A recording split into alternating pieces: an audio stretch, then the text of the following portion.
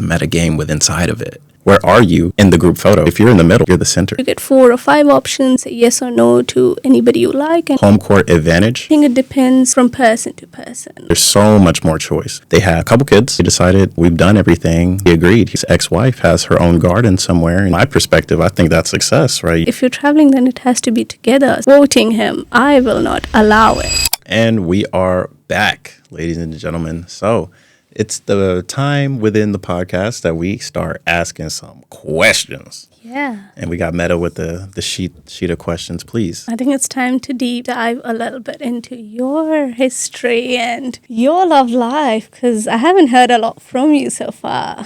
Oh, okay. Okay, so question number 1. Oh. Can you remember a moment where your idea of love completely changed? Oh, absolutely. Last year, I was here in Da Nang, Vietnam. My idea of love changed. I had ran across somebody, and it was one of those one-night stands, I'll be honest. Wear protection, by the way, if you do stuff like that. After it was, that deed was done, we had a conversation because I actually wanted to know more about this person and how it works, because it was like one of the quickest, like just come here, boom, boom, boom. And I was like, the whole time I wasn't even really feeling it because it was on that type of vibe, but I wanted to know more about this person. How does it work like that for them? Because they're visiting, right? They're visiting a place. They're on the app, they're swiping, they know what they're looking for within that. And at that point in my life, I was still trying to understand, one of my favorite questions that I actually was doing public interviews on is what's the difference between love and sex? And I got many different answers from a couple different people. Go check out that video, link in the description. You can go see the full video. So when I started talking to this person about what is it that made them want to do that, on top of that, what is actual love or dating, it was the intention. It's if you're looking for love, a lot of people look for love first within relationships or within getting to know somebody. Can I love this person? Or what do I love about this person? Or what makes me interested? Versus how can I grow? How can I receive something? How can I receive pleasure? What's going to make me feel good versus trying to build something within any type of relationship or partnership. After that was done, I wrote in my journal, the big difference between sex and love is it's really not that deep in a difference besides intention. Why are you doing it? And, there's many different intentions for whatever purpose, but that really blew me away. And I was still trying to figure out, am I looking for love or am I just trying to, nut?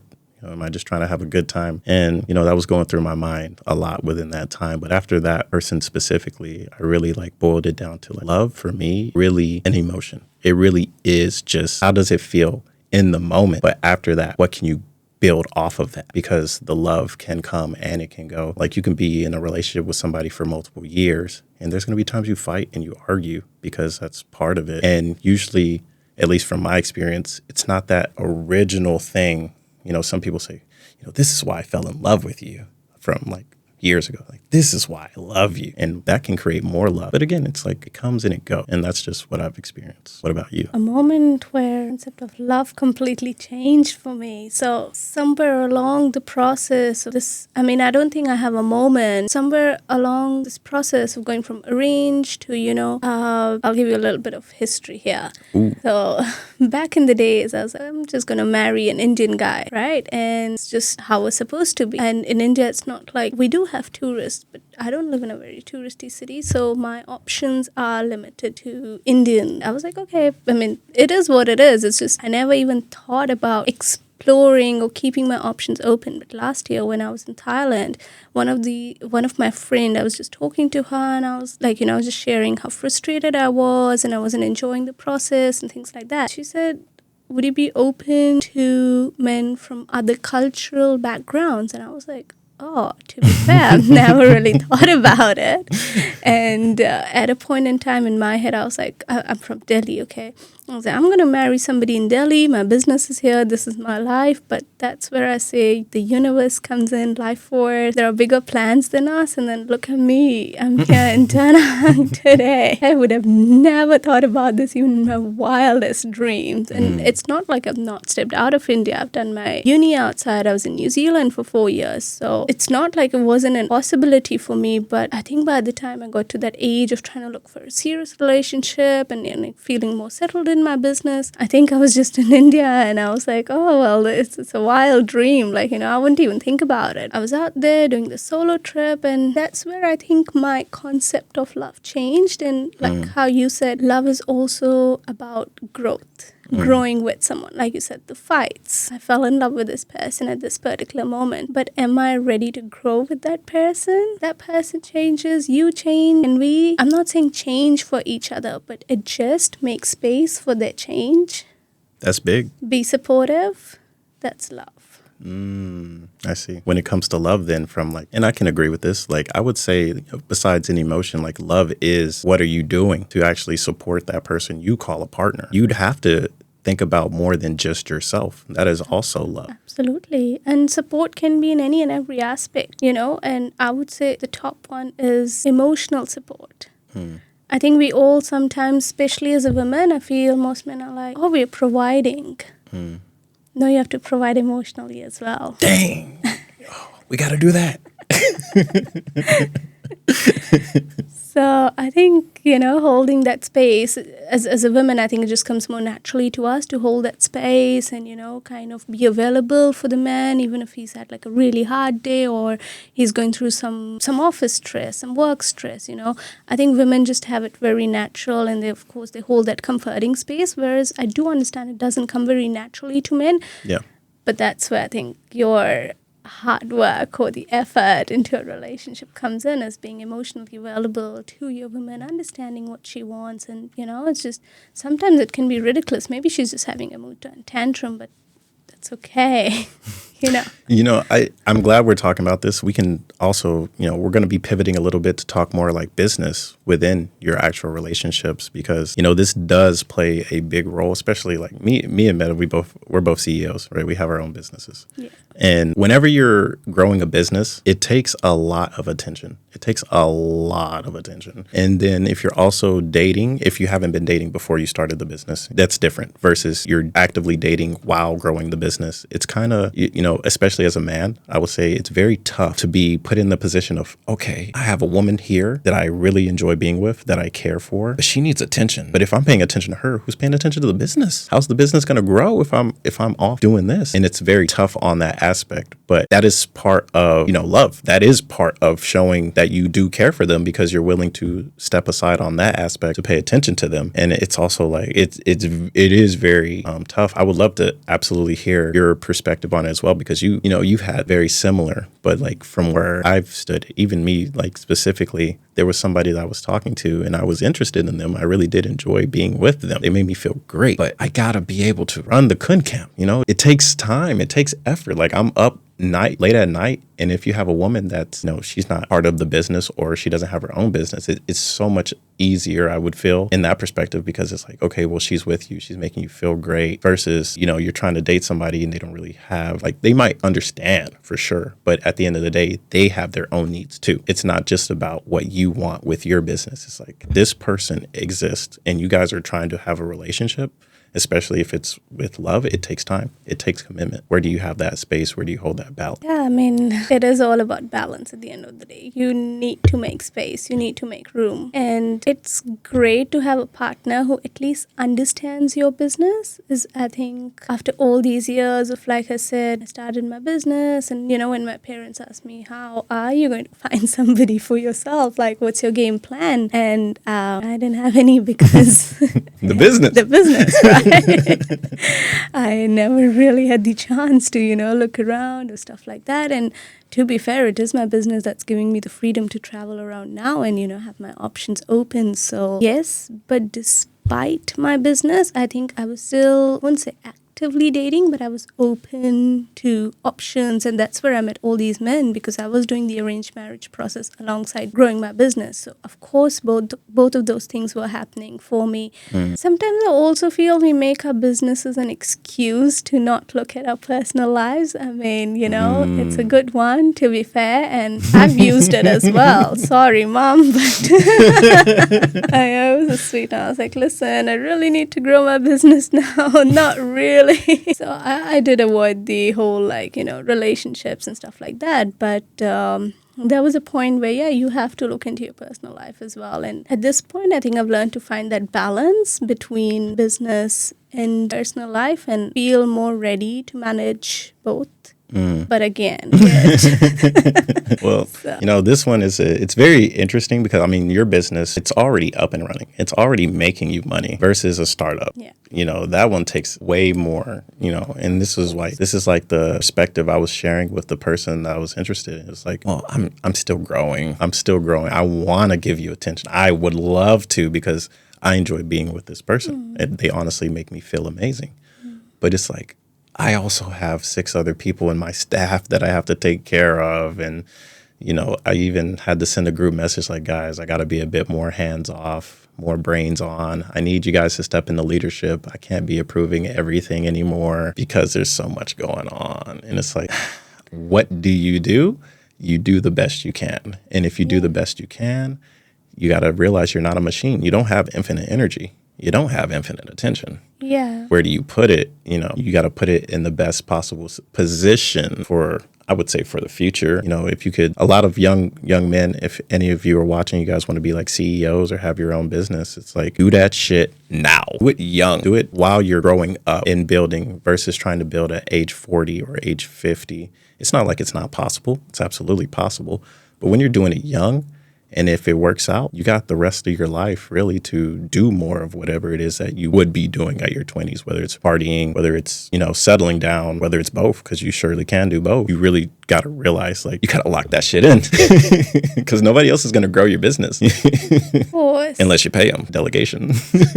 But yeah, it's very interesting. And it's also very like skewed perspective, right? We're both business owners. So like the way we're looking at it is going to be completely different from somebody that's working 9 to 5 in their dating. That's so much in my perspective. And I'm not trying to be like weird about it, but it's like, okay, if you're working from this time period to this time period, well, you can do the math about how much time you can spend dating or trying to find somebody, or even while you're at work, you could be swiping, right? So, it's not like it's not possible, but for sure, like coming from our perspective, it's different. Yeah. I mean, that actually brings me to a very interesting question, which is, what do you think? Would you want your partner to have a 9 to 5 or would you prefer a business person? So for me personally, I haven't been in I am in the position now where I'm getting entrepreneurial women that are interested. And in my imagination, I would be like, yeah, it's perfect because she has a business. I have a business. We're both working on our own businesses together. Why wouldn't it work? Right? But I haven't been able to answer that from experience. That's just my idea, my imagination. So I would say a businesswoman would be perfect because lifestyle. Like, even though I have many women that are interested, they're working somebody else's job. And it's like, I can't be like, hey, babe, let's go do this. Like, I have time now. You want to go to the beach? It's like, no, I'm working my job. It's like, but you're also clocked in. So you're set doing that. When you have your own business, you can choose to clock out to go to the beach, or you could do your job at the beach. You could do that from the 9 to 5 as well, but like your time is like locked in. So for me, like, it has to be lifestyle. So for me, I've always said, ladies, if you're listening, if you're a nomad, those are the only ones I can really date. Call him. Thank you. He's going to put his number in the link. Link in the description. Call me. Just in case you're running a decently successful business and you're interested in my friend here. Hey, look, I'm on a podcast, man. Why not? Of course. Do you want to be part of Khun Camp? Do you want to support Khun Camp in your own loving way? Contact him. But like, it's a lifestyle thing. It really is. Like, I don't want to be Don Juan. I don't want to, even though she's beautiful or whatever, I want to be like, okay, well, you're coming with me. We're going to Thailand next week. Let's go.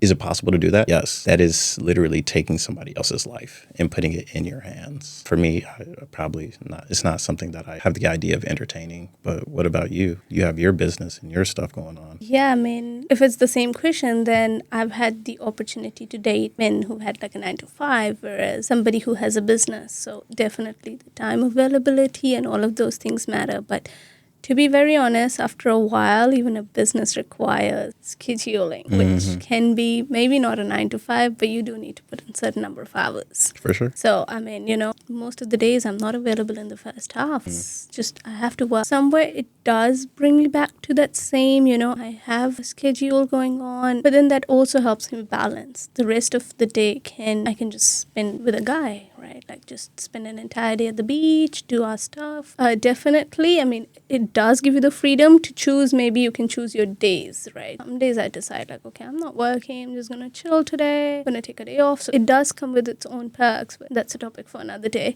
Coming back to relationships. With a 9 to 5, I definitely felt that I think, like you said, guys do usually decide on, what's happening, the detail. That's great, to be fair. Like, I don't mind. Makes it easier, fellas.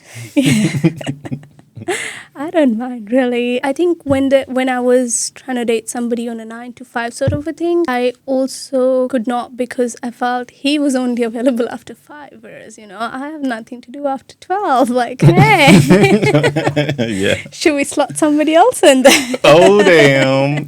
Watch out, fellas. I'm joking. But yeah, like that was kind of where I struggle. So yes, I think somebody who does have his own, but despite the time and all of that is not actually something that concerned me. It was the mindset. So somebody who runs a business, their mindset is completely different to somebody who has a job. Yes. And each of them are okay in their own ways, but a 9 to 5 person is usually looking for security. Sure. Whereas somebody who's running a business, they know how to take risk. Sure. And I mean, I feel business people are a little bit more passionate, but I wouldn't really put that as a blanket, because I've also seen people who do a job and they're very passionate about it. Absolutely. So I wouldn't say that, but I think it's just that mindset, which is that risk-taking mindset, which I personally appreciate, but again, not a blanket rule. I've also met people who are running their business and they almost run it like a job. Their mindset is still of a job. Like they have a to-do list, they need to do stuff, So it's I think more about finding the mindset, the right mindset of a person, and no matter what they're doing, everything else is just external environment. Yeah.